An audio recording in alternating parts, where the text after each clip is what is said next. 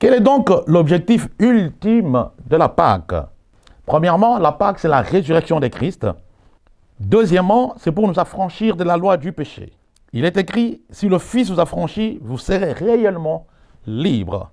La Pâque, c'est donc ce sacrifice de Jésus-Christ à la croix, suivi ou ponctué, n'est-ce pas, de sa résurrection, afin, n'est-ce pas, d'ouvrir une voie libre, de donner la force à tout chrétien de vaincre le péché, de donner la force de vaincre la mort et de vivre éternellement avec Dieu. Dieu veut, n'est-ce pas, vivre avec l'homme, mais il le fait au travers du sacrifice. C'est ainsi que dans la marche avec le Seigneur, tout ce que tu déploies comme sacrifice pour son œuvre, alors que tu refuses des compromis, alors que tu refuses, n'est-ce pas, des shortcuts, ou plutôt des raccourcis, Dieu considère cela comme un sacrifice. Parce que Christ lui-même a été un sacrifice vivant, parce qu'il a donné de sa vie afin que nous puissions être sauvés et rachetés définitivement de la mort.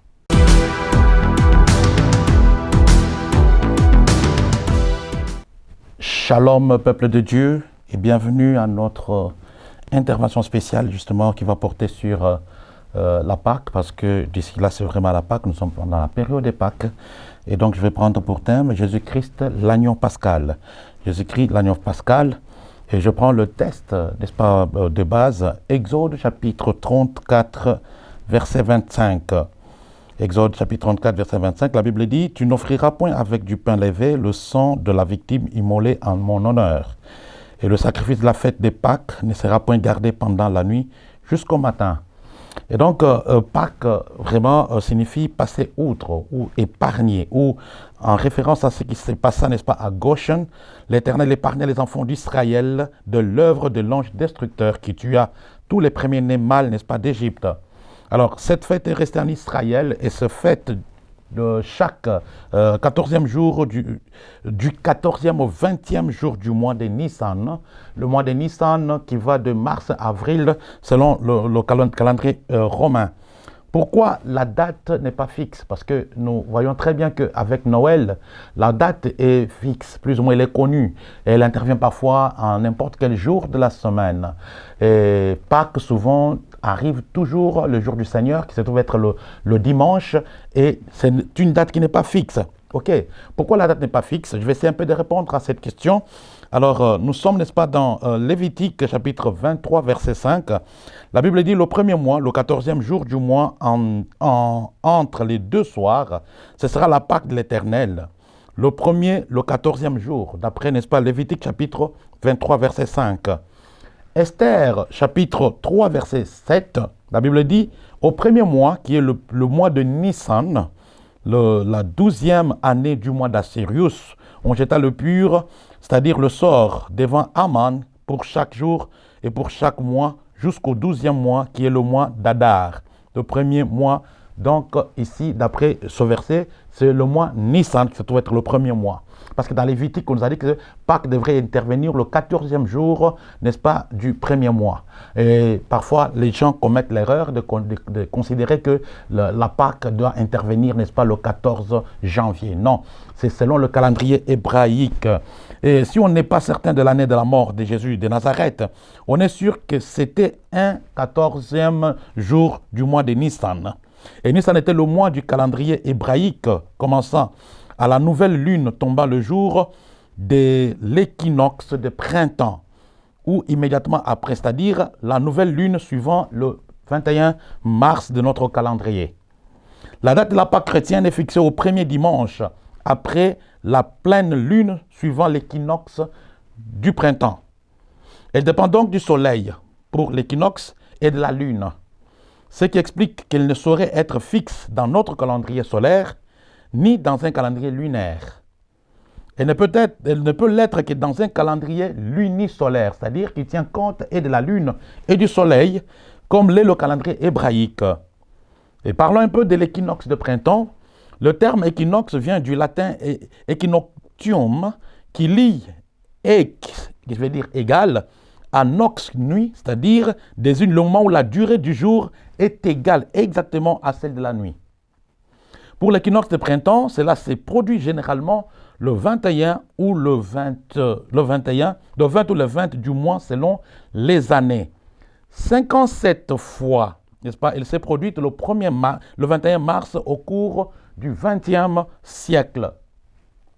En 2016, l'année bissextile, c'était le 20 mars à 5h30 et ça n'était pas arrivé aussitôt depuis 1896. En 2018, l'équinoxe est le 20, était, n'est-ce pas, le 20 mars à 17h15. Ça restera le 20 mars ça va rester le 20 mars jusqu'en 2044. Par 20 occasions, il se déroula le 19 mars durant, n'est-ce pas, le 21e siècle. Et donc, la Pâque se déroule toujours les dimanches parce que la Bible dit que Christ est ressuscité le premier jour de la semaine, d'après Matthieu chapitre 28, verset 1er. Et c'est la plus grande fête chrétienne, mais qui malheureusement, n'est-ce pas, est placée par ignorance en arrière-poste de la Noël. Aujourd'hui, Pâques représente, n'est-ce pas, la victoire de Christ à la croix, ponctuée par sa résurrection. Pâques a ses principes, et comme j'aime souvent le dire, toute activité divine est toujours soutenue par des principes. Quels sont les principes pascals? Les principes ou la manière dont la Pâque doit, n'est-ce pas, se fêter ou se manger. La Pâque se mange les reins sains, les souliers aux pieds, bâton à la main et à la hâte, d'après Exode chapitre 12, verset 11, c'est-à-dire étant debout. Joseph d'Arimathée et Nicodème vont tout faire pour ensevelir Christ le même jour. Christ était ce sacrifice pascal qui s'offrait pour le salut de l'humanité. En réalité, ce sacrifice était en train d'être offert à la croix de Golgotha. Tout le monde était debout. Christ était en train de s'offrir exactement en suivant le principe biblique. Deuxièmement, avec le pain sans levain. Sous-entendu, sans tache, pur, sans dégringolade. Et la victime ne sera pas gardée depuis la nuit jusqu'au matin. D'après Exode chapitre 34, verset 25, tu n'offriras point avec du pain, levain, du sang de la victime immolée à mon honneur. Et le sacrifice de la fête de Pâques ne sera point gardé pendant la nuit jusqu'au matin. Ce que la Bible dit. Et nous mettons cela en relief avec Jean chapitre 19, verset 38 à 40. La Bible dit, après cela, Joseph d'Arimathée, qui était disciple de Jésus, mais en secret, par crainte des Juifs, demanda à Pilate la permission de prendre le corps de Jésus, et Pilate le permit. Il vint donc et prit le corps de Jésus. Nicodème, qui auparavant était allé de nuit vers Jésus, vint aussi apportant un mélange d'environ 100 livres de myrrhe et d'aloe. Ils prirent donc le corps de Christ et l'enveloppèrent des bandes avec des aromates, comme c'est la coutume d'ensevelir chez les Juifs. La Pâque s'est faite entre deux soirs, d'après Nombre chapitre 9, verset 5 et Matthieu 27, 45-46. Quatrièmement, durant la Pâque, un prisonnier devrait être relâché par le roi. Et Jean chapitre 18, verset 39, Christ était prisonnier innocent. Mais à partir du moment où il a porté le péché de l'humanité, on ne veut pas le relâcher jusqu'à ce qu'il puisse purger sa peine pour finalement libérer tous les captifs. D'après Ésaïe chapitre 61 et verset 1er et suivant, pour proclamer, n'est-ce pas, la liberté aux captifs. Quel est donc l'objectif ultime de la Pâque? Premièrement, la Pâque, c'est la résurrection de Christ. Nous sortons d'une foi vaine, car il est écrit, si Christ n'est pas ressuscité, alors notre foi est vaine. Et donc Satan est plus puissant. Deuxièmement, c'est pour nous affranchir de la loi du péché. Il est écrit, si le Fils vous affranchit, vous serez réellement libre. Et Romains chapitre 8, verset 2, en effet, la loi de l'esprit de vie en Jésus-Christ m'a affranchi de la loi du péché et de la mort. C'est ce que Paul est en train de déclarer. Et il intervient encore dans 1 Corinthiens chapitre 7, verset 22, car l'esclave qui a été appelé dans le sang, dans le Seigneur, est un affranchi du Seigneur. De même, l'homme libre qui a été appelé est un esclave de Christ. Ainsi, nous pouvons dire que l'objectif ultime de la Pâque, tant dans son accomplissement biblique que dans le chrétien, est la libération définitive de l'humanité du péché et de la mort, par le sacrifice et la résurrection de Jésus-Christ, offrant ainsi la vie éternelle et la réconciliation avec Dieu. C'est le passage de la mort à la vie. C'est là une nouvelle alliance. Voyons-en quelques versets bibliques à cet effet. À propos du salut et de la vie éternelle, il est écrit dans Jean chapitre 3, verset 16. « Car Dieu a tant aimé le monde qu'il a donné son Fils unique, afin que quiconque croit en lui ne périsse point, mais qu'il ait la vie éternelle. » À propos de la victime sur la mort, Jésus lui dit, il est écrit dans Jean chapitre 11, verset 25, parlant n'est-ce pas, les instants qui ont suivi, n'est-ce pas, la résurrection de Lazare. Il dit, je suis la résurrection et la vie. Celui qui croit en moi vivra, quand même il serait mort. À propos du sacrifice expiatoire, il est écrit, et c'est Jean-Baptiste qui déclare, dans Jean chapitre 1, verset 29, « Voici l'agneau de Dieu qui ôte le péché du monde. » À propos, n'est-ce pas, de la victoire finale, vous savez très bien que l'homme a peur de la mort. Le plus grand ennemi du corps humain, c'est la mort. L'apôtre Paul va écrire dans 1 Corinthiens chapitre 15, versets 55 et 57, « Où est, ô mort, ta victoire? Mais grâce soit rendue à Dieu, qui nous donne la victoire par Seigneur Jésus-Christ. » Christ est mort afin de triompher de la mort et d'offrir la vie éternelle. Et nous pouvons ainsi dire que la Pâque produit ainsi ce qu'on appelle le rachat et la délivrance, libérer les hommes de la puissance du péché et du séjour de la mort, nouvelle alliance, établir une relation nouvelle et directe entre Dieu et l'humanité, le fait de vivre pour Christ, encourager les croyants à ne plus vivre pour eux-mêmes, mais pour celui qui est mort et ressuscité pour eux. La Pâque, c'est donc ce sacrifice de Jésus-Christ à la croix, suivi ou ponctué, n'est-ce pas, de sa résurrection, afin, n'est-ce pas, d'ouvrir une voie libre, de donner la force à tout chrétien de vaincre le péché, de donner la force de vaincre la mort et de vivre éternellement avec Dieu. Dieu veut, n'est-ce pas, vivre avec l'homme, mais il le fait au travers du sacrifice. C'est ainsi que dans la marche avec le Seigneur, tout ce que tu déploies comme sacrifice pour son œuvre, alors que tu refuses des compromis, alors que tu refuses, n'est-ce pas, des shortcuts, ou plutôt des raccourcis, Dieu considère cela comme un sacrifice. Parce que Christ lui-même a été un sacrifice vivant, parce qu'il a donné de sa vie afin que nous puissions être sauvés et rachetés définitivement de la mort. Et voilà notre victoire. L'apôtre Paul dit que si Christ n'est pas ressuscité, notre foi serait vaine. Parce que la mort de Christ n'était pas le but ultime. Il devait mourir, oui, c'est vrai, et il le savait. Mais la victoire finale, c'est la résurrection de Christ de la mort. Parfois, certaines religions considèrent que Christ est au même titre que tout autre prophète et qu'il serait un envoyé comme les apôtres le sont. Mais j'aime souvent leur poser la question, c'est vrai, dans ses attributs, Christ, dans ses fonctions même, il a opéré aussi dans le prophétique, c'est vrai. Il pouvait être considéré comme un prophète, oui, comme les autres prophètes l'ont fait. Et d'ailleurs, on peut même dire que le prophète Élie a fait descendre, n'est-ce pas, le feu du ciel. Christ ne l'a pas fait. D'accord? On peut dire que Christ est un prophète comme tant d'autres qui a opéré dans son couloir prophétique, c'est vrai. Et qu'il peut y avoir d'autres prophètes qui ont fait des miracles un peu humainement considérants, qui peuvent être au-delà de ce que Christ a fait, comme par exemple faire descendre le feu du ciel. Tout ça, c'est vrai. Mais la question que l'on se pose, de tous ces prophètes, quel a été le prophète qui a été capable de triompher de la mort? Tous ont été engloutis par la mort. Oui, je sais que tu connais la Bible, tu dis, mais Élie a été remporté dans les vers, tout ça. Il s'agit d'un secret quelque part, mais il n'a pas existé il n'est pas disparu pour exister encore. Là, c'est ça la force. S'il est disparu une fois pour toutes, ça veut dire que quelque part, le fait de mourir et de ressusciter encore plus grand que ce que lui a fait, ou ce que Dieu a fait avec lui.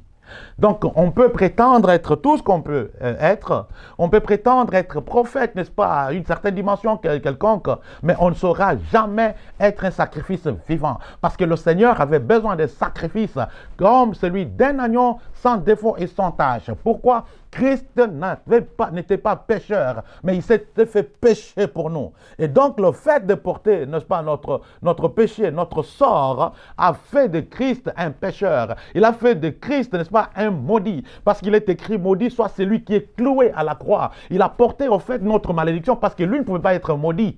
Proverbe chapitre 26, verset 2, la Bible déclare que la malédiction sans cause n'a point d'effet.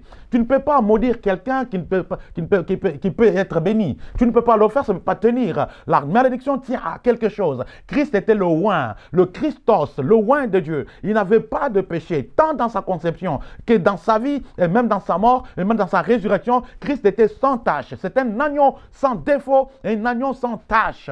Et voilà pourquoi son sacrifice devait être vivant et acceptable par l'Éternel, afin que l'humanité tout entière puisse être sauvée. Jésus-Christ, s'il est prophète, oui, il est un prophète unique.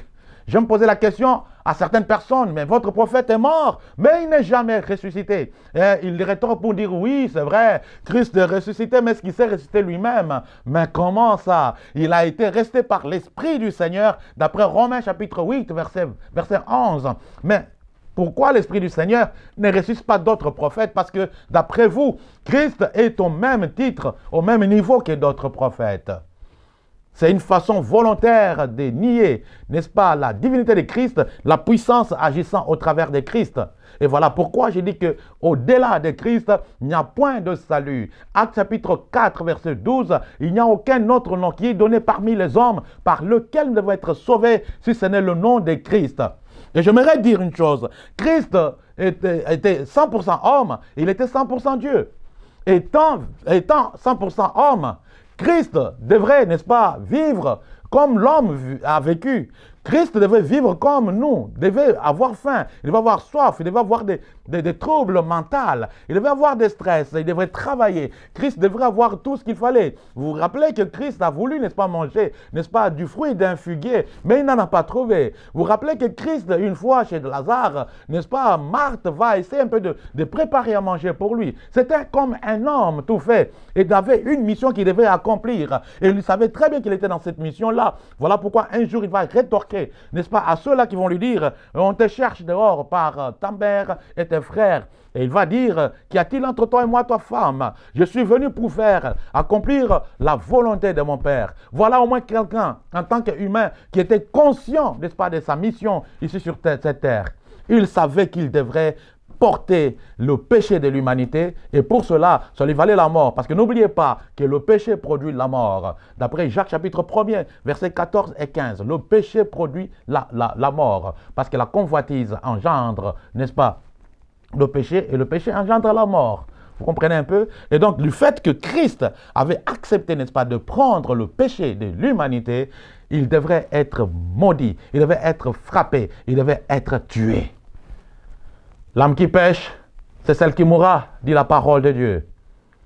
Mais n'oubliez pas que Christ a donné volontairement sa vie. Il dit, je donne ma vie pour la reprendre. C'était volontairement qu'il a accepté cela. Christ n'a pas échappé à cela. Eh bien, il n'a pas été, n'est-ce pas, forcé. Volontairement, il a donné sa vie afin de pouvoir la reprendre. Et alors, l'agneau qui devait être accepté devait être sans défaut et sans tâche. Christ pouvait échouer. En tant qu'humain, il pouvait aussi échouer sa mission. Mais il n'a pas échoué. Il est allé jusqu'au bout. Et voilà, lorsqu'il ressuscite, la question est posée, la mort, où es-tu? Où est ton aiguillon? Où est ta force, la mort? Parce que ceux qui l'avaient tué croyaient avoir fini. Mais ils accomplissaient tout simplement les desseins de Dieu. Parce qu'il devait ouvrir une voie, n'est-ce pas, du salut éternel, au travers de laquelle la mort éternelle doit être, n'est-ce pas, bannie dans la vie des multitudes et permettre à ce que l'homme vive constamment et éternellement aux côtés de son Créateur. Pâques, c'est notre victoire. Pâques, c'est notre force. Pâques, c'est notre foi. Christ est ressuscité, nous le croyons. Et si nous croyons que Christ est ressuscité, croyons aussi qu'il ramènera à la vie tous ceux qui sont morts avec lui. Le Jésus de Nazareth, c'est ce visa de la vie et de la mort. Nous avons tous, en tant qu'humains, n'est-ce pas, devant nous, la mort qui nous guette, parce que la loi du vieillissement est là, la loi de l'accident est toujours là. Mais sachez très bien que, quoi qu'on meure, on ne sera pas le même. Quand on meurt en Christ. La Bible dit, heureux ceux qui sont morts dans le Seigneur, parce que Christ va pouvoir les ressusciter. Très important, mes amis. C'est mieux de porter, n'est-ce pas, cette grâce de Jésus qui nous offre aujourd'hui, n'est-ce pas, la vie éternelle, de façon gratuite. C'est question d'accepter par la foi. Lorsque nous invitons Christ dans notre vie, nous ne le voyons pas, nous le croyons. Et nous, parce que nous le croyons, il vient faire sa demeure au milieu de nous. Christ est avec nous. Et lorsque Christ est avec toi, sache très bien qu'un jour, il va te ressusciter aussi.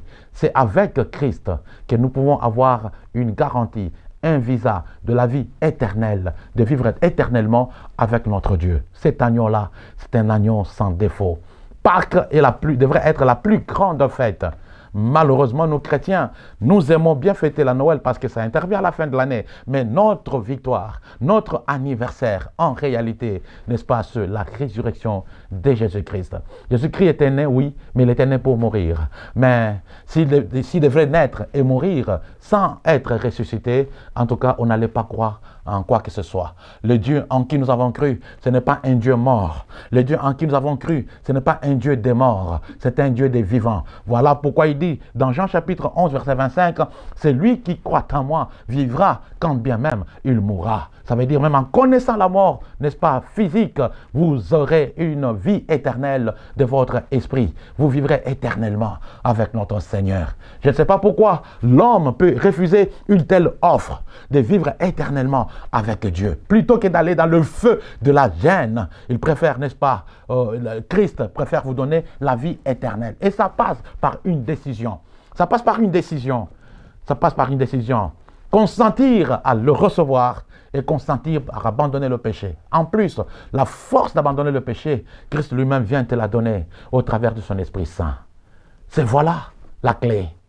Les religions vous présentent, n'est-ce pas, des choses dures à réaliser, des choses difficiles, n'est-ce pas, à acheter, qui te demandent un coût en tant qu'humain. Le Seigneur te demande juste la foi. Tu crois seulement dans la foi et tu le reçois comme Seigneur et Sauveur de ta vie.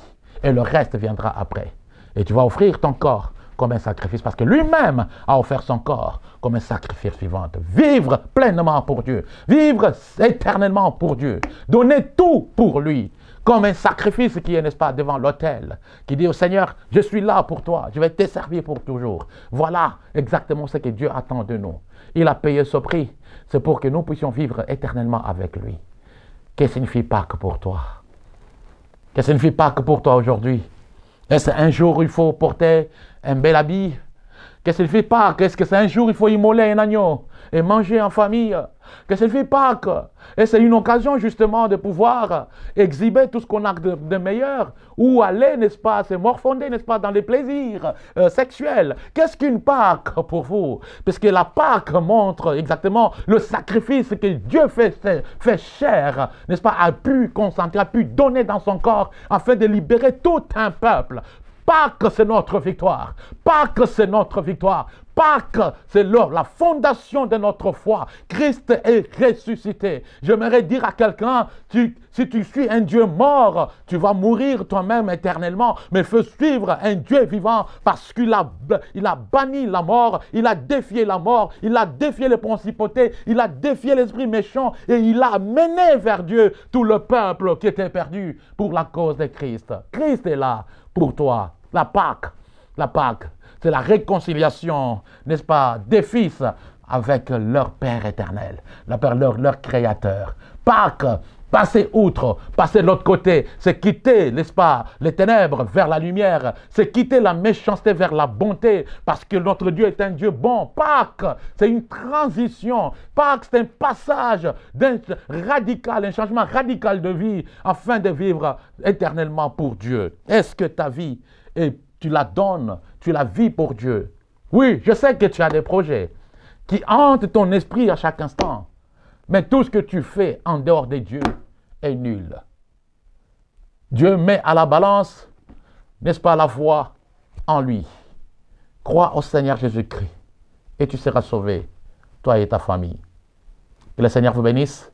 Pâques est notre victoire. Pâques, c'est la fondation, le fondement de notre foi. Pâques, c'est la résurrection de Christ, le jour du Seigneur, et qui va avec la bonne nouvelle. Jésus t'aime. Que Dieu te bénisse. Amen.